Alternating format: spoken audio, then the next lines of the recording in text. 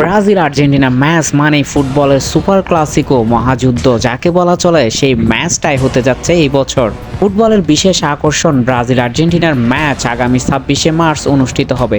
বিশ্বকাপ বাছাই পর্বের এই গুরুত্বপূর্ণ ম্যাচকে সামনে রেখে মধুর সমস্যায় পড়েছে ব্রাজিল। তারকায় যেন ঠাসা ব্রাজিল স্কোয়াড, কাকে রেখে কাকে নিবেন, কাকে ছাড়বেন সেটা নিয়েই মধুর সমস্যায় ব্রাজিল কোচ দরিবাল। তবে সেই সমস্যার মধ্যেই বড় ধরনের মাথা ব্যথার কারণ হয়ে দাঁড়িয়েছে হলুদ কার্ড। আগেই হলুদ কার্ড দেখেছেন এমন ১০ খেলোয়াড় ব্রাজিলের স্কোয়াডে, আর কলম্বিয়ার ম্যাচের সাথে যদি আর কেউ হলুদ কার্ড দেখে, সেই ক্ষেত্রে পরপর ২ হলুদ কার্ডের জন্য আর্জেন্টিনার ম্যাচ মিস করবে এই তারকারা।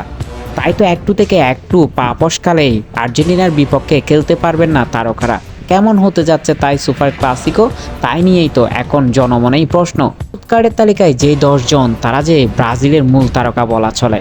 আছেন অন্যতম ভরসা Neymar, Raphinha, Ederson, Guimaraes, Danilo, Vinicius, Rodrygo, Magalhaes, Andre, Matheus Cunha. Argentina ম্যাচের আগে তাই কলম্বিয়া ম্যাচ মহা গুরুত্বপূর্ণ ব্রাজিল দলের জন্য। সেই সাথে রেফারিও একটা এখানে গুরুত্বপূর্ণ ভূমিকা পালন করবে। পান থেকে যদি চুন কষলেই হলুদ কার্ড পেয়ে যান ব্রাজিলের তারকারা, তাহলে শনির দশা অপেক্ষা করছে আর্জেন্টিনার সাথে ব্রাজিল দলের জন্য।